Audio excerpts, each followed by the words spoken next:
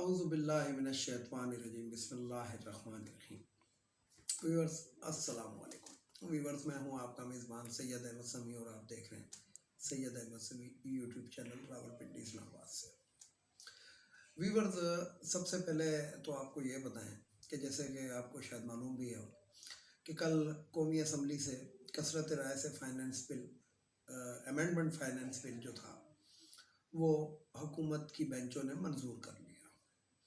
اچھا، اس کے اندر پاکستان میں جیسا کہ آپ کو پتہ ہے کہ روایتی قسم کی جو سیاست ہے، گالی گلوچ اور کتابیں اچھالنا اور پمفلیٹ وغیرہ پھاڑنا، یہ بھی ہوتا رہا۔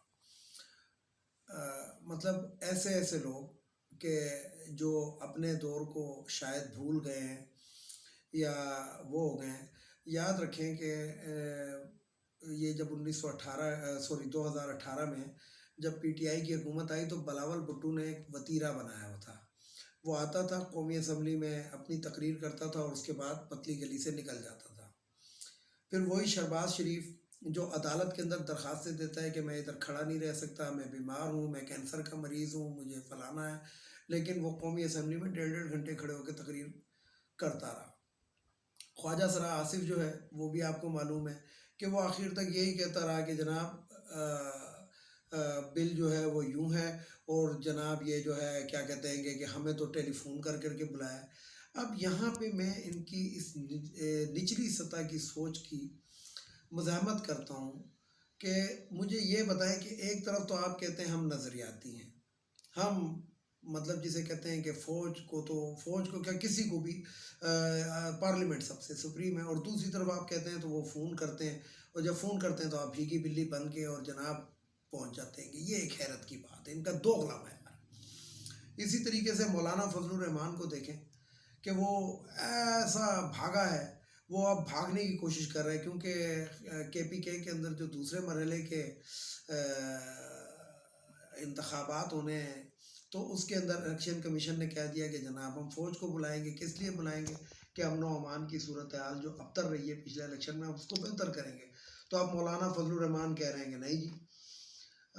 تو ایک طرف یہ کہتے ہیں۔ اچھا، پھر ایک اور بات بتاؤں کہ شہباز شریف کی اور مولانا کی ملاقات ہوئی تو ملاقات کے اندر یہ بات ضرور ہوئی کہ جناب وہ شہباز شریف نے بتایا کہ جناب میں فلانے بندے، مطلب بریف کیا گیا کہ میری خفیہ ملاقاتیں کن سے ہوئی۔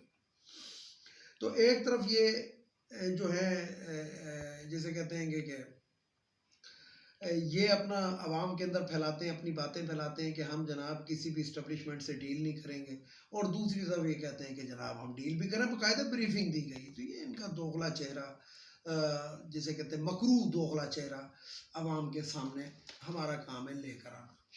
عظمیٰ بخاری صاحبہ آج ایک پریس کانفرنس کر رہی تھی، اس کے اندر کوئی بزار نامی کوئی خاتون ہے، کہ بزار ایک قبیلہ ہے بیسیکلی، تو اس کے بارے میں کہ جناب وہ خاتون نے آ کے جناب قرآن پہ حلف دے کے کہا ہے کہ جناب میں نے اتنی نوکریوں کے لیے لوگوں کو بھرتی کیا اور اس کے اندر میں نے اپنا کمیشن وہ 1.5 کروڑ روپے بتا رہی ہیں، پتہ نہیں 2.5 کروڑ روپے بتا رہی ہیں۔ تو مطلب خیر میں تو ویورز میں آپ کو بتاؤں کہ جب ایسی خبر میرے لیے لوگ میرے سورس جو ہیں بھیجتے ہیں تو میں اس کو اگنور کر دیتا ہوں۔ اگنور اس لیے کر دیتا ہوں کہ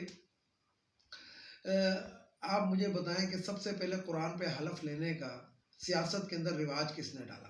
نون لیگ نے ڈالا، کہ جب یہ ٹکٹ تقسیم کرتے تھے، ٹکٹ دیتے تھے تو قرآن شریف پہ حلف لیا۔ نواز شریف نے بذات خود لیے لوگوں سے کہ یہ آپ کو کہیں زیادہ دور جانے کی ضرورت نہیں ہے، گوگل پہ سرچ کریں یہ چیز نکل آئے گی کہ جناب آپ پارٹی نہ بدلیں گے، ہارس ٹریڈنگ نہیں کریں گے، اور مطلب پارٹی میں ہی رہیں گے ہر حالت میں، اس شرط پہ قرآن شریف پہ ہاتھ رکھ کے ٹکٹ دیں۔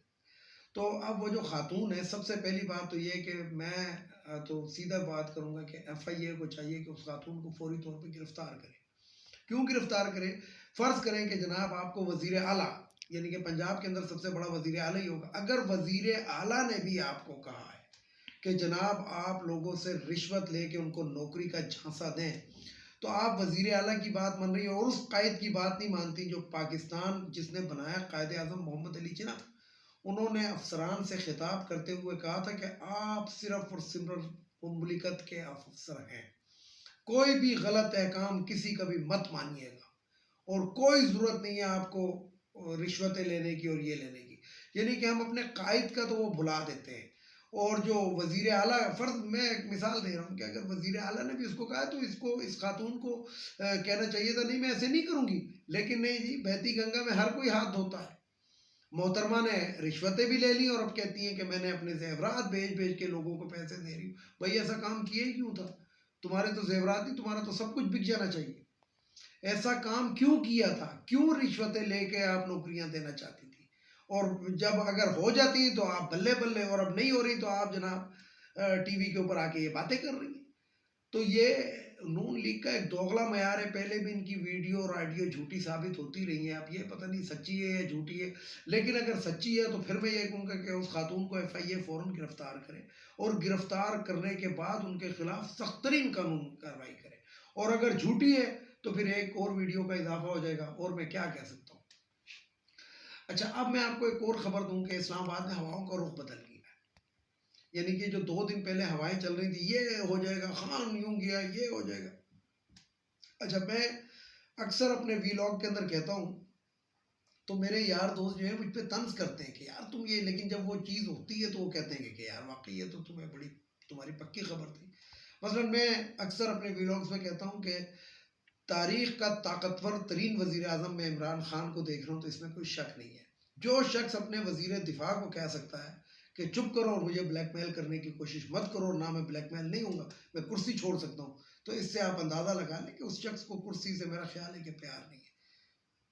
میں آپ کو ایک سیدھی بات بتاؤں کہ جب 2013 کے الیکشن ہوئے اور 2013 سے پہلے جو 2008 کے الیکشن ہوئے، پھر مشرف کے دور کے الیکشن ہوئے، میں عمران خان کی پارٹی کو اچھا نہیں سمجھتا تھا، لیکن اب میں جو چیزیں انالائسس کرتا ہوں، میں دیکھتا ہوں، تو میں برملا اس کا اعتراف کرتا ہوں کہ میں اپنی ذاتی بات بتاؤں گا کہ اس چیز کو میں بہت اچھے طریقے سے دیکھ رہا ہوں اور سمجھتا ہوں۔ میں نے یہ نواز بے نظیر کی بھی دونوں حکومتیں دیکھی، سرداری کی بھی حکومت دیکھی، نواز شریف کی تینوں حکومتیں دیکھی، مشرف صاحب کا پیریڈ ہم نے دیکھا، میں نے ضیاء الحق کا پیریڈ دیکھا۔ تو اس کے اندر جو مجھے سب سے سمجھ آ رہی ہے وہ یہی ہے کہ یہ وہ شخص ہے کہ یعنی کہ یہ وہ حکومت ہے کہ جو کسی کے سامنے جو ہے وہ کھڑے ہونے کی صلاحیت رکھتی ہے۔ مثلا ہم مشرف صاحب پہ الزام لگاتے ہیں کہ وہ ٹیلی فون کی ایک کال کے اوپر ڈھیر ہو گئے تھے، تو اس سے پہلے ضیاء الحق صاحب بھی ڈھیر ہو چکے تھے۔ اس سے پہلے نواز شریف صاحب تو جناب کرکٹ کھیلتے ہوئے انگلینڈ پہنچ گئے تھے کہ ہاں جی، تو اس کو کلنٹن نے ان کو کہا تھا کہ پہلی شرط یہ ہے کہ غیر مشروط طور پہ اس سے فوجیں واپس بلاؤ لداخ، وہ کیا نام تھا اس کا، یہ جس پہ پرویز مشرف صاحب نے قبضہ کیا تھا جس علاقے پہ انڈیا کے۔ تو بات یہ ہے کہ یہ واحد حکومت ہے کہ جو ہر ایک کے سامنے کھڑی ہو جاتی ہے، اور مسئلہ یہ ہے کہ 70 سال کا بگڑا ہوا ماحول ہے، ایک دن میں تو صحیح نہیں ہو جاتا۔ دوسری بات میں کروں کہ اس حکومت کو ناکام بنانے کے اندر ہمارے عوام کا بہت بڑا ہاتھ ہے۔ عوام کون سے عوام؟ یہ میں عام عوام کی بات نہیں کر رہا، وہ عوام جو اس ملک کو دونوں ہاتھوں سے لوٹتے اور کھسوٹتے، تاجر طبقہ، کبھی چینی کا بحران، کبھی آٹے کا بحران، کبھی کھاد کا بحران، کبھی کسی چیز کا بحران، کبھی دوائیوں کا بحران، یہ کون لے کر آتا ہے؟ یہ وہی لوگ لے کر آتے ہیں جنہوں نے جو اس ملک کے اوپر 35-40 سال حکومت کرتے رہے ہیں، اور انہوں نے ان کاروباروں میں اپنے پنجے گاڑے ہوئے ہیں۔ میں رمضان کے مہینے میں سب سے زیادہ تنقید اگر کسی پہ کرتا تھا تو میں بزدار حکومت پہ کرتا تھا، اور میں اب بھی کرتا ہوں، کیونکہ عثمان بزدار جو ہے وہ عمران خان کی حکومت کو فلپ کرنے کے اندر ایک اہم مورا ہے، لیکن پتہ نہیں عمران خان کو اس میں کیا نظر آتا ہے، شاید ہمیں وہ نظر نہیں آ رہا، اور وہ ہمیں بعد میں پتہ لگے کہ واقعی بزدار صاحب کوئی کام کر رہے تھے۔ لیکن ابھی تک تو میں یہ کہوں گا، جس طریقے سے میں نے رمضان کے مہینے میں کہا تھا کہ بزدار صاحب یہ کون سا طریقہ ہے کہ لائنیں لگی ہوئی ہیں گھی اور چینی کے لیے؟ نہیں لگنی چاہیے۔ میں بذات خود کہتا ہوں کہ نہیں لگنی چاہیے۔ کیوں نہیں لگنی چاہیے؟ کہ آپ کے شناختی کارڈ جو ہے یہ آپ کا نیشنل ڈیٹا بیس ہے، اس کے اوپر گھرانہ نمبر لکھا ہے، آپ ہر گھرانے کو 20 کلو گھی دے دینا۔ اب وہ عورت جو ہے روزانہ آ کے 2 کلو یا 1 کلو گھی لے کے جائے تو اس سے بہتر نہیں ہے کہ پہلے دن ہی اس کو یکم رمضان سے پہلے ہی اس کو 20 کلو گھی دے دیا جائے تاکہ وہ دوبارہ آ نہ سکے۔ لیکن پھر میں یہی کہوں گا کہ یہ جو رمضان کے اندر بھی جو رمضان بازار میں ان پہ کھل کے تنقید کرتا رہا ہوں، اس کے اندر بھی ایک مافیا ہوتا ہے. مافیا کیا ہوتا ہے کہ جناب ایک جو ہوتا ہے نا پیسے لینے والا موٹا سا بیٹھا ہوتا ہے اور دوسرا اس کے ساتھ ایک حرام خور اور بیٹھا ہوتا ہے جو ٹیبل سے نکال کے عورتوں کو دیکھ دیکھ کے مردوں کو دیکھ کے چیز دے رہا ہوتا ہے. ریکارڈ کوئی نہیں رکھنا, کیونکہ ہوتا کیا ہے 200 پیکٹ ادھر اگر بیچیں 2000 پیکٹ بیچیں تو وہ جناب 50-60 پیکٹ اپنے لوگوں کو بھی جو اپنی دکانیں ان پہ چلے جاتے ہیں. تو بہرحال یہ کرپشن کا ایک نظام جو ہے, ایک سسٹم جو ہے وہ پاکستان کے اندر ہے. میں یہاں پہ ایک اور بات کرنا چاہتا ہوں آج اسی ویڈیو کے توسط سے کہ غریب غریب ترین اور امیر امیر ترین کیوں ہو رہا ہے. اس کی وجہ ہے, اس کی وجہ ہمارے ملک کے اندر تنخواہوں کا سسٹم. میں ایک ویلاگ کے اندر میں نے کہا تھا کہ پاکستان کے اندر پتہ نہیں کیا چکر رہے گا کہ یہ جو تنخواہیں بڑھانے کا فارمولہ انتہائی دقیانوسی ہے. یعنی کہ آپ 10% تنخواہ بڑھا دیتے ہیں, 10% تنخواہ کے اندر جو نیچے والا جو سب سے نیچے گریڈ 1 کا بندہ ہے, اسکیل 1 کا بندہ ہے, اس کی فرض کریں 15,000 روپے بیسک ہے, تو 3,000 روپے اس کی 10% کے حساب سے 1,500 روپے تنخواہ بڑھ گئی. اس کی تنخواہ 15,000 پہ 1,500 روپے بڑھ گئی. لیکن وہ جو جج صاحب, وہ جو کوئی اور افسر, وہ جو ڈی سی صاحب, وہ جو اے سی صاحب, وہ جو کمشنر صاحب جو 6 اور 5 اور 4 لاکھ روپے تنخواہ لے رہے ہیں, ان کی تنخواہ میں کتنا اضافہ ہوتا ہے. تو یہ سسٹم بڑا دقیانوسی اور یہ طریقہ واردات, کیونکہ بجٹ بھی یہی افسران بیٹھ کے بناتے ہیں تو یہ تو اپنی مراحت کو دیکھتے ہیں. یہ تو بٹ مین پہ اور اس کے بعد جسے کہتے ہیں ٹیلی فون کا بل, موبائل کا خرچہ, فلانے کا کنوینس الاؤنس, سرکاری گاڑی, پیٹرول کا خرچہ, یہ تمام چیزیں ڈال لیتے ہیں اور ایون کہ بجلی کے یونٹ تک ڈال لیتے ہیں اپنی تنخواہوں میں. ہاؤس رینٹ ان کا دیکھیں, ایک غریب کی تنخواہ سے زیادہ تو ان کا ہاؤس رینٹ ہوتا ہے. تو میری حکومت سے بہرحال یہ ایک اپیل ہے, عمران خان سے اپیل ہے کہ اگر پاکستان میں آپ انقلاب, معاشی انقلاب لانا چاہتے ہیں تو آپ جو آپ نے تقریر کی معاشی انقلاب کی بالکل صحیح کی, لیکن معاشی انقلاب جو ہے وہ اس طرح آ سکتا ہے کہ آپ, یہ پاکستان کوئی دنیا کا عجیبہ ملک نہیں ہے کہ ہر سال اس میں تنخواہیں بڑھتی ہیں اور ہر ایک کی بڑھتی ہیں. ان کو کم بھی کیا جا سکتا ہے. کم کیسے کیا جا سکتا ہے؟ کم ایسے کیا جا سکتا ہے کہ آپ مہنگائی الاؤنس دیتے ہیں, آپ مہنگائی الاؤنس پرسنٹیج کے حساب سے مت دیں, آپ اعلان کر دیں کہ جناب یہ جو بجٹ آئے گا اس کے اندر مہنگائی الاؤنس ہر بندے کی تنخواہ میں 5,000 روپے اضافہ ہوگا. اب جب 5,000 روپے اضافہ ہوگا تو یہ جتنا پیسہ ہم پرسنٹیج کے حساب سے دیتے ہیں اس سے کم ہمارے خزانے پہ خرچہ آئے گا, لیکن اس سے جو ہمارا غریب ہے وہ اوپر آئے گا. کس طرح اوپر آئے گا کہ ایک جو 22ویں گریڈ کا افسر ہے اس کی بھی 5,000 بڑھے گی اور جو نیچے ایک اسکیل کا ہے اس کی بھی 5,000 بڑھے گی. جب آپ پرسنٹ کے حساب سے بڑھاتے ہیں 10% تو اس کی بڑھتی ہے 1,500 اور ان صاحب کی بڑھتی ہے 1,20,000. تو یہ چیز میں آپ لوگوں کو بتانا چاہتا ہوں, یہ چیزیں میں اس طریقے سے انقلاب آئے گا, اس طریقے سے جو نچلا طبقہ ہے وہ اوپر آئے گا. یہ جو راشن پروگرام اور فلانے پروگرام, ان کی کوئی ضرورت نہیں ہے. آپ یوٹیلٹی اسٹوروں کو اس طرح فعال کریں جس طرح شوکت عزیز جب وزیر اعظم تھا اس نے فعال کیا تھا. آپ تاریخ اٹھا کر دیکھ لیں شوکت عزیز کے دور کی, پرویز مشرف کے دور کی, کہ انہوں نے یوٹیلٹی اسٹور میں ہر چیز اویلیبل تھی. اب یہاں پہ یوٹیلٹی اسٹوروں میں کیا ہوتا ہے, آٹا آتا ہے ہفتے میں 2 دن اور 2 دن کے اندر وہ جو یوٹیلٹی اسٹور کے جو مینیجر صاحب ہوتے ہیں, کتنوں کی شکایتیں ہم لوگ کریں, کتنوں کے خلاف ہم ایپ پہ ڈالیں, کتنوں کو ہم سسپینڈ کرائیں, چور کے بعد دوسرا بڑا چور آ کے بیٹھ جاتا ہے. مطلب ہفتے میں 2 یا 3 دن آٹا آتا ہے اور باہر ایک سوزوکی کھڑی ہوتی ہے, اس میں آٹا لوڈ ہو کے وہ اس کے تندور پہ چلا جاتا ہے, عوام کو نہیں ملتا.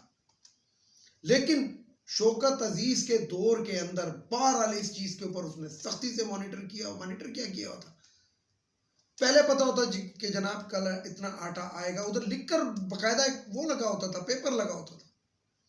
تو انقلاب جو ہوتا ہے وہ اس طریقے سے آتے ہیں, اس طریقے سے نہیں آتے کہ جناب کبھی عثمہ بخاری تقریر کر رہی ہو, کبھی کوئی تقریر کر رہا ہو, کوئی انقلابی بننے کی کوشش کر کے لندن بھاگ جائے. جنازوں میں تو تم آ نہیں سکتے, تو ابھی قوم کی خاطر تم خاک آؤ گے. بہرحال میں آپ کو ایک بات بتاؤں, تاریخ کبھی نہ کبھی یہ لکھے گی کہ ایک ایسا حکمران پاکستان پر آیا تھا جس کے ڈر کی وجہ سے چور حکمرانوں نے اپنے جنازوں کو لاوارث دفنایا. ویڈیو کو لائک کریں, شیئر کریں, سبسکرائب کریں, بیل آئیکن کے بٹن کو ضرور دبائیں تاکہ میری نیکسٹ ویڈیو آپ کو مل سکے. اس کے ساتھ ہی اجازت چاہوں گا. اجازت چاہنے سے پہلے میرے روایتی جملے, ایک ان اخوانیوں کو ہمارے ملک سے چلا جانا چاہیے. ایک یہ خواتین کی مخصوص نشستیں قومی اسمبلی, صوبائی اسمبلی, سینٹ سے ختم ہونی چاہیے. ایک وہ بھگوڑا جو لندن میں بیٹھا ہوا ہے, جو قوم کی خاطر ہی واپس آ جائے, آ کے جیل چلا جائے قوم کی خاطر.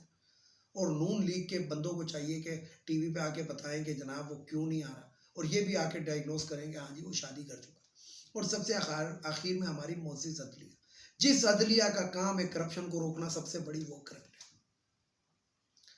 میں اپنی ویلاگ کے اندر اکثر کہتا ہوں کہ چپراسی سے لے کے، خاص طور پہ عدالتوں میں ایک چپراسی سے لے کے ایک جج تک سارے کرپٹ ہیں. اور ان کی کرپشن کا ساتھ کون دیتا ہے؟ یہ کالے کوٹ والے دہشت گرد. جب کوئی جج پھنس جائے تو اس کی بیوی آنسو بہاتے ہوئے آتی ہے اور اس کو ریلیف دے دیا جاتا ہے. لیکن اگر ایک غریب عورت پھنس جائے اور وہ آنسو بھی بہا رہی ہو تو جج صاحب کہتے ہیں قانون اندھا ہوتا ہے. تو قانون کو بے شک اندھا رکھیں، لیکن جج صاحب آپ اپنی آنکھیں کھولیں. جتنے ججز ہیں اپنی آنکھیں کھولیں، اپنے ججوں کی کرپشن کو دیکھیں، ان کی بیویوں کے آنسو کو مت دیکھیں. اس کے ساتھ ہی اجازت چاہوں گا تمام دیکھنے والے سننے والوں کو. اللہ حافظ. اور آخر میں وہی نعرہ، پاکستان زندہ باد.